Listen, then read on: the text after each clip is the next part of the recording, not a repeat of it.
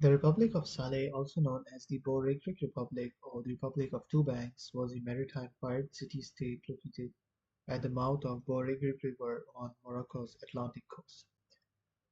Now, back in those days, what's now Rabat was known as Old Salé and what's now Salé was known as New Salé. And generally, it was the inhabitants of New Salé that participated in piracy, not the residents of Old Salé. So before we proceed, you need to understand that the people of Saleh can be divided into three groups: the locals, the Hornacheros, and the Andalusians. And we will discuss these later as we move on. So the story of piracy in Saleh goes back to a group of Morisco exiles from the Spanish region of Hornachos, municipality known as the Hornacheros. Now you will ask, what is Morisco? So in 1492, the Catholic monarchs completed the Reconquista with the taking of Granada. This ended almost 700 years of Muslim rule in the Iberian Peninsula, aka Al-Andalus. And with this, waves of Muslim and Jewish refugees flooded North Africa. And although initially they were promised freedom of religion by the government, with the passage of time, the pressure to convert to Christianity only increased. Now, although the culture of Al-Andalus was heavily Arabized, the Muslims were actually mixed. There were Berbers, Arabs, mixed race people, as well as many were actually European local Muslims. Now the government at first outlawed their culture and then they went as far as controlling their dietary habits and baths. They were actually ordered to keep their doors unlocked for government agents to check. And the agents would search their houses on Thursday nights to ensure they were not bathing for Friday prayers, which is the tradition in Islam. Now, many of these forcefully converted Muslims and Jews continued to secretly practice their own religion, their original religions, and they became known as the Moriscos and Conversos, respectively. Now, as you might expect, the Moriscos didn't like this and they rebelled twice in 1499 and 1568.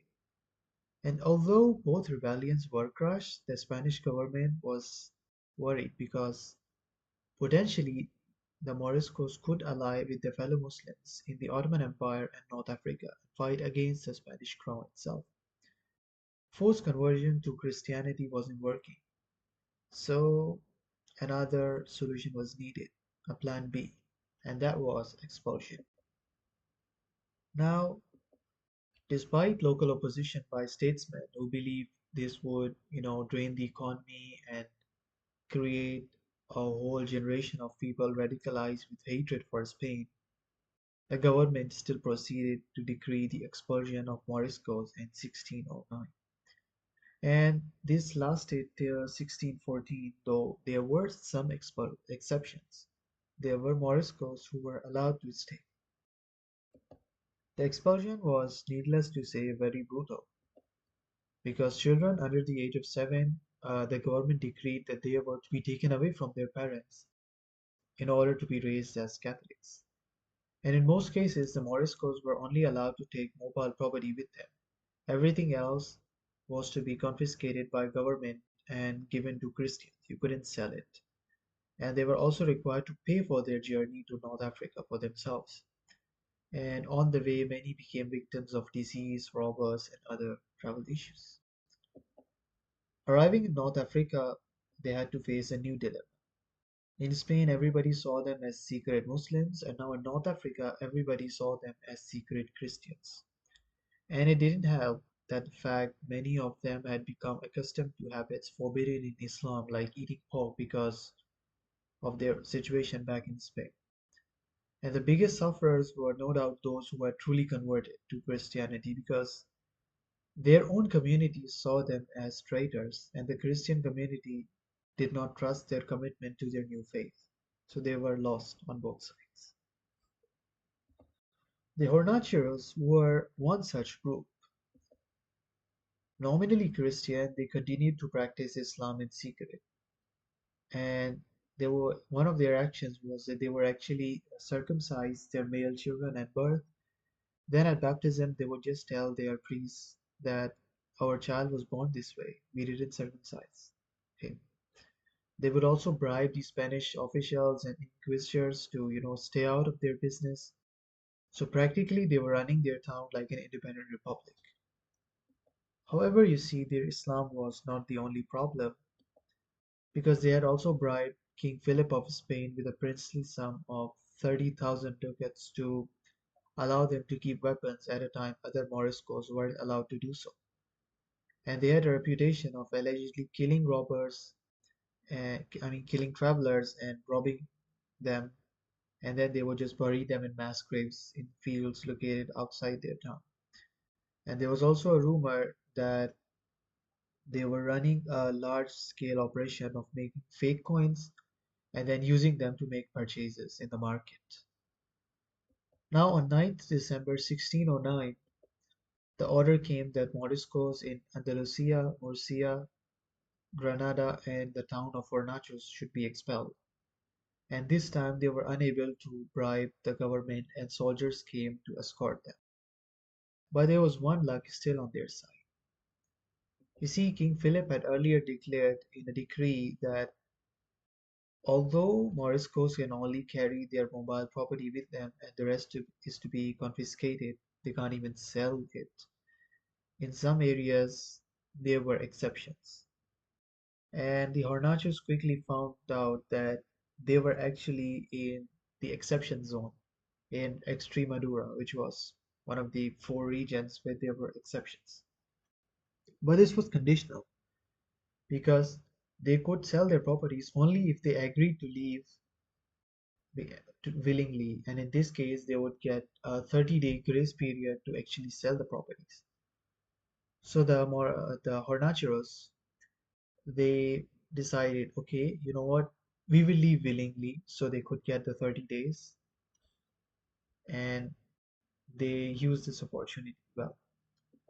In January 1610, the grace period ended, and the soldiers came and escorted the Hornacheros out of Hornachos, but not before they had to see their children aged below 7 taken away from them to be raised as Christians. Now, regarding the number of Hornacheros expelled, estimates put the population of the town and its surroundings from 2,500 to 4,000. So, a figure of nearly 3,000 men, women, and mature children seems like a valid estimate for the number of exiles. Now, as for the journey, they were escorted inland from Hornachos to Seville, and this lasted several weeks, and they had to perform it on foot. In Seville, they boarded ships bound for North Africa, and as a final humiliation, they had to pay for their passage. Now, we don't know where they landed in North Africa, but likely it was in Tangier because it was one of the Spanish outposts in North Africa at that time. Now, arriving in North Africa, the Hornachiros were in a land of strangers. They had never been here, they didn't know anyone here. But the town of Tetuan offered them hope because this town was known for having Andalusian exiles. In fact, by this time, the town was actually Andalusian majority and was therefore much more welcoming towards Muslim exiles from Andalus compared to the rest of settlements in northern Morocco. But the journey to Tetuan was difficult as well, although compulsory, because by land they would have to cross the Rif Mountains and they risk getting attacked by local tribes and robbers. And by sea it was very costly. So we don't know how, but somehow the Hornachiros did make it to Tetuan. Arriving there, they encountered a new problem.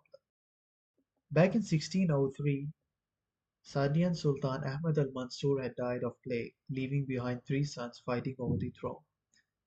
But the war was much messier because each son had his own sons, and they also took part in the fighting. The Onachiros needed local friends, so they decided to ally with Maulay Zidan, one of the three sons of Ahmad al-Mansur. And Zidane also saw a good or benefit in this alliance because since the Hornachiros did not have any affiliations with local tribes, they would make good allies loyal to him. So he decided to settle them in Salé, which he had claimed for himself. And he actually allowed them that they could, you know, have an autonomous administration as long as they agreed to be loyal to him and stay on his side. So they agreed, and in early summer or spring of 1610, they moved to Saleh, and they told the locals, "We are representatives of Maulay Zidane." But the locals still viewed them with great suspicion. They were a bunch of foreigners, dressed in strange costumes, speaking a corrupted form of Arabic, and many of their religious views were also different from those of the locals. But still, the Hornachiros didn't care and they just settled in anyways. Now, you need to understand the geography of Saleh before we proceed. So, both Old and New Saleh, they had been walled all the way back in 12th century by Abu Yusuf Yaqub al-Mansur of Almohad dynasty. Now, this guy had actually planned to make a big city here, and as a part of it, he wanted to build an aqueduct that would carry fresh water and a massive mosque. It is said that if completed, this mosque would have been much bigger than the one at Cordoba. But what happened was that in 1199 he died and the project was abandoned. His successors did not pay attention to it, the aqueduct was destroyed, and only the minaret of the mosque still remains. The mosque was never completed. The minaret is known as the Hassan Tower. Why Hassan Tower? Well, nobody knows why. But yeah, it's called like that. Now, Old Saleh was known for agriculture, trading, and its famous religious institutions. And at this point, it had a population of somewhere between 7 and 8,000 people. Now, New Saleh, however, had a problem. So there were just two, three streets and a few shops in the region, and most of it was just fields. But inside the ruins of the citadel, Barbary lions had made a refuge. And because of that, the locals were forced to flee and live in tents in the fields. Now, the Hornachiros, when they came, they realized they could fix this problem and then have it for themselves. So they chased away the lions, repaired the citadel, which became known as the Kasbah, and they built another 200 houses for their community, and they ran Saleh the same way they ran Hornachos, as a practically independent republic. Now, after this, the Hornachiros sent messages to Andalusian exiles, inviting them to Saleh and even offered to pay for the passage of those interested to join them. And guess what? A batch of 10,000 exiles joined them. Now, we don't really know what part of Iberian Peninsula these exiles came from, but they're just known to historians as the Andalusians. Now, the Andalusians settled in Old Saleh, and the Honachiros built a wall known as the Andalusian Wall, which still stands today, to separate their lands from the lands of locals and the Andalusians.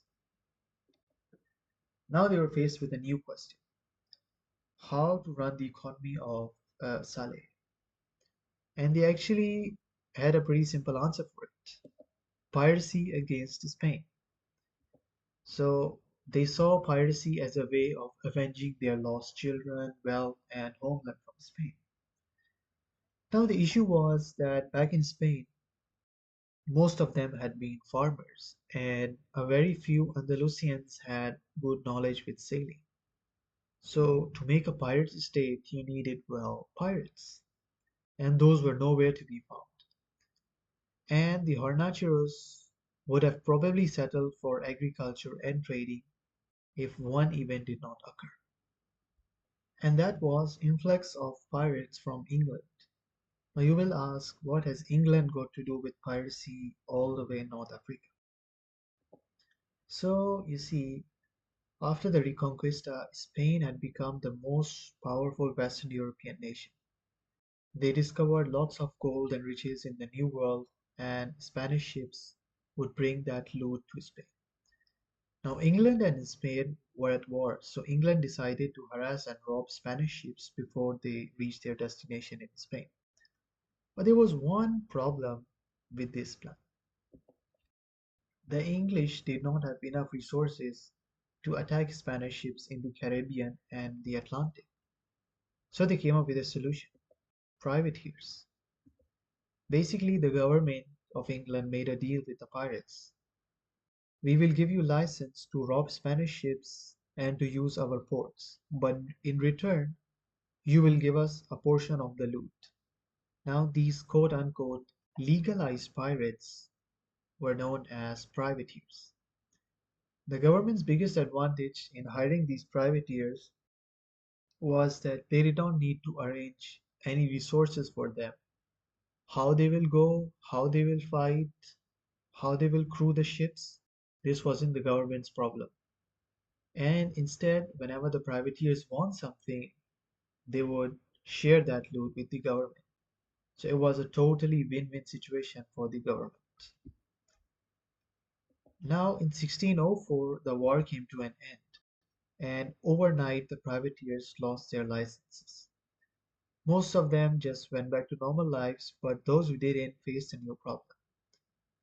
They could no longer operate out of English ports that became illegal, so they had to go somewhere.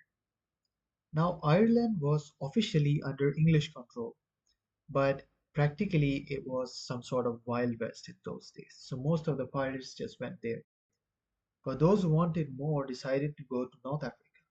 Why North Africa? Because from North Africa they could attack ships in the Strait of Gibraltar. It's a narrow strait of water which all the ships traveling to and from Spain had to cross. And there were three ports for this job that were the nearest: Larache, Al-Ma'mura, and Salé. Now, initially, the pirates just ignored Saleh because Larache and Al Mamura were much closer, so why go to Saleh? But what happened was that in 1610, the Portuguese took Larache, making it close to English pirates, so they moved to Al Mamura. By 1611, in just 1 year, there were already 2,000 English pirates and 40 ships in Al Mamura. And furthermore, there was also a black market consisting of Italian merchants from Livorno. So, in case you don't know, pirates stole goods, right? So, you actually needed merchants who would buy these stolen goods from you in order to make money. And these Livorno merchants did that job. They would buy captured goods from the pirates and sell them whatever the pirates needed. And the rulers of Morocco also tolerated this because it was making them wealthy, so why complain? However, the thing is, this didn't last long. In 1614, when the English pirates were out cruising, the Spanish sent an armada that quickly overpowered the English pirates. And when the pirates realized they couldn't win, they just set fire to their ships to make sure they won't be captured. They took as much loot as they could with them and just fled inland because that's all. They couldn't fight and they knew that. And the port would remain in Spanish hands till 1681 when Moulay Ismail recovered it, and in 1795 it was closed by Moulay Suleiman to make sure foreign incursions into Morocco are prevented. Now, with both Larache and Al Mamura closed, the English pirates mostly dispersed. They went as far as Caribbean and Asia, but some of them moved to Salé, and they brought the much needed knowledge of shipbuilding, seafaring, and piracy with them. And guess what? The Livorno merchants of black market, they also came to Salé. And the English pirates, you see, they weren't the only ones looking for a base in those days. Because the English weren't the only ones fighting Spain. The Anglo-Spanish War was part of a broader conflict known as the 80 Years' War. And the 80 Years' War was part of a much broader context known as the European Wars of Religion that only ended between the late 17th and early 18th century, as well as the famous 30 Years' War. So the Dutch Republic was also fighting against Spain, and they also hired privateers to attack Spanish ships, just like the English had been doing. Now in 1609, the Dutch and Spanish signed the Treaty of Antwerp, aka the 12 Years Truce, because the whole agreement was mostly a truce that was set to expire for in 1621. Now, the Dutch privateers were out of business until 1621. So again, most returned to normal jobs, but those who couldn't, they also moved to North Africa because they wanted more loot. And by the time they arrived, Al Mamura and Larache both had already fallen. So they just went to Salé where the Hornacios welcomed. By total chance now, the Hornacios and Andalusians had everything they needed to set up a pirate republic. In 1614, the Hornacios appointed one of their men named Ibrahim Vargas as the ruler of Salé. And Ibrahim made Salé rich through piracy and trade with Spain. We don't know his fate in particular, but his descendants still live in Rabat, in Morocco. And they carry the surname Bargach, and they are actually very famous even today.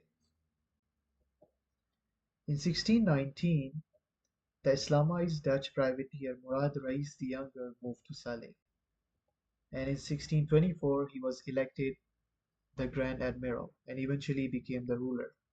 So he hired one of his countrymen to serve as Vice Admiral, and Moulay Zidane also recognized him as the ceremonial governor of Saleh. In April 1627, the rebel Moroccan warlord Sidi Al-Ayashi took control of Saleh, and the independent Republic of Saleh was proclaimed with Ayashi as the governor, because why not? So in May, he negotiated a treaty with the English diplomat John Harrison, and in this treaty, the English agreed to give him arms, and he would help them release English captives. And the Dutch also agreed to give him weapons. Now, in September, Sultan Moulay Zidane died without having brought entire Morocco under his control. So because of the civil war that was taking part in all of Morocco, Saleh was able to get away with its actions. And towards the end of the same year, Murad Reis also left Saleh because he thought the political climate is no longer suitable for him. But he still continued piracy from other Barbary states in North Africa. In March 1630, conflict began between the Andalusians and the Hornacios. So what happened was that the Hornacios had kept all the spoils of war for themselves. They did not give Andalusians their share, so the Andalusians besieged them in the Kasbah, and Ayashi also encouraged it. In May, John Harrison came and he managed to restore peace between the two sides. So now the Hornacios agreed to give Andalusians some share of in the government as well as share the spoils with them, though the Kasbah still maintained its former authority. And you have to remember, Kasbah was controlled predominantly by the Hornacios. In January 1631, Ayashi tried to capture the Kasbah. He bombarded it but then failed, and by October of next year he was forced to lift the siege. And something really bizarre happened in this time. In the midst of these conflicts, in 1631, the Hornacios sent a letter to the Duke of Medina Sidonia to be conveyed to King Philip of Spain. And in this letter, they offered to hand over the town to Spain in exchange of them being allowed to return to their homeland and the pre-1609 status quo being restored. The treaty contained the following offers and was actually signed by four representatives of the Hornachiros community. Now, whether the Hornachiros were truly willing to become Christians if they were allowed to return to their homeland or they just planned on becoming crypto Muslims, that is something we cannot tell for sure. What we do know is that negotiations began over this, but in the end they came to nothing. And a great reason behind that was the constant strife in Salé. The same year, a local and English force would attack Salé and free 300 captives. In 1636, another revolt happened. And what happened this time was that the Andalusians made a plan to capture the Kasbah. They managed to chase away the Hornachiros and tried to conquer Old Saleh by putting it under blockade. The people of Old Saleh didn't want this, so they called upon Ayashi to help them, and with the help of a British squadron, they came and bombarded the Kasbah and blockaded it from the sea. But what happened was that after the British prisoners were released, the British just withdrew and Ayashi gave up the fight, and Hornachiros allied with Andalusians and they recaptured their city in 1638. In 1641, the Zawiya Dilaya, which I have mentioned in the previous video, was a Sufi brotherhood state. They established a religious hegemony over the republic and they had Ayashi killed in battle. Now the people didn't like them and rebelled. So in 1668, Moulay Rashid of Alawid dynasty annexed the republic into Morocco after defeating the Dilaya state and ending the influence of warlord Khadir Gilan. So Khadir was basically a warlord, and in the period between Ayashi's death and the annexation of republic, he had great influence over the republic's matters. Now you should remember that the end of republic does not mean end of piracy in the region. In fact, piracy actually just continued. Pirates of Saleh were known as Saleh rovers, and they continued to do their piracy even after the republic was abolished. In fact, one of Morocco's sultans, Sidi Muhammad III, actually tried to revive declining piracy in Saleh, but he failed terribly because firstly, the foundation of Mogador in 1760 on Morocco's Atlantic coast led to many pirates going there because that port was much better suited. And secondly, the Borrego River was slowly slitting, so it was making it really hard to bring ships there. So pirates just gave up on that city and moved to other places. Piracy finally ended in 1818 when Sultan Maulay Ismail denounced it and had it abolished. And he adopted a policy of re-Islamization and isolationism instead. Thank you for watching.